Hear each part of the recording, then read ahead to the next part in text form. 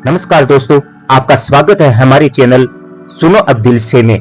आज हम आपके लिए लेकर आए हैं अकबर और बीरबल की एक ऐसी अद्भुत कहानी जिसमें 5 घोड़ों को बिना काटे 2 बराबर हिस्सों में बांटना था। पूरा दरबार हैरान था। बड़े बड़े विद्वान हार मान चुके थे, लेकिन बीरबल ने ऐसी बुद्धि दिखाई कि हर कोई दंग रह गया।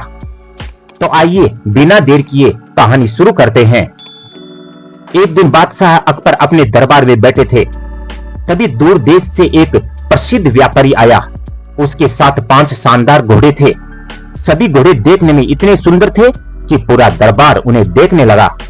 व्यापारी बोला, जहापना है, मैंने दुनिया के कई राज्यों की यात्रा की है।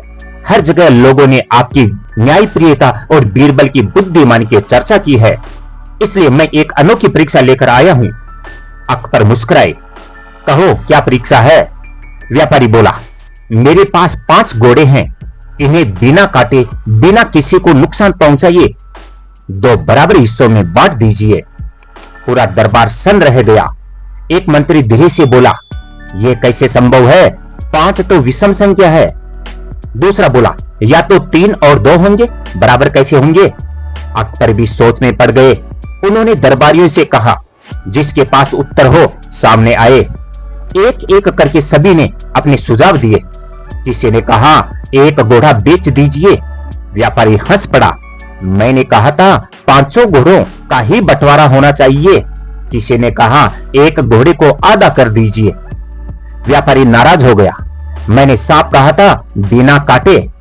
दरबार में सन्नाटा छा गया। तभी अकबर ने मुस्कुराकर कहा, बीरबल, अब तुम्हारी बारी है। बीरबल शांत भाव से उठे। उन्होंने पहले 5 घोड़ों को ध्यान से देखा, फिर व्यापारी से पूछा, क्या इन 5 घोड़ों का मालिक केवल आप है? व्यापारी बोला, हां। बीरबल ने पूछा, क्या आपको बराबर हिस्सों से मतलब घोड़ों की संख्या से है या उनकी कीमत से? व्यापारी मुस्कुराया। मैंने सिर्फ इतना कहा कि 2 बराबर हिस्से होने चाहिए। बस यही सुनकर बीरबल मुस्कुरा दिए। उन्होंने दरबार में घोषणा की, जहापना है, समस्या का समाधान मिल गया। सभी उत्सुक हो गए।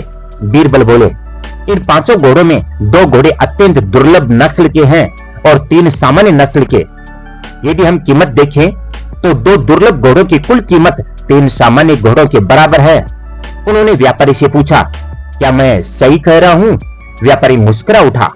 बिल्कुल सही। बीरबल बोले, तो पहला हिस्सा होगा 2 दुर्लभ घोड़े, दूसरा हिस्सा होगा 3 सामान्य घोड़े।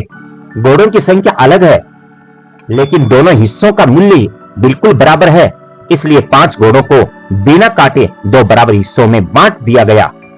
कुछ क्षण के लिए पूरा दरबार शांत रहा। फिर व्यापारी जोर से हंसा। वाह बीरबल, दुनिया भर में किसी ने संख्या देखी, लेकिन आपने बराबरी का सही अर्थ समझा। बराबरी हमेशा संख्या से नहीं, मूल्य से भी होती है। पूरा दरबार तालियों से गूंज उठा। अकबर ने प्रसन्न होकर कहा, बीरबल, तुम्हारी यह विशेषता तुम्हें सबसे अलग बनाती है। तुम प्रश्न के शब्दों से नहीं, उनके अर्थ से उत्तर खोजते हो। व्यापारी ने सम्मान पूर्वक सिर झुकाया। आज मैं मान गया कि आपकी बुद्धि की बराबरी कोई नहीं कर सकता। इसके बाद उसने 5 घोड़ों को उसी प्रकार 2 हिस्सों में बांट दिया और खुशी खुशी अपने देश लौट गया।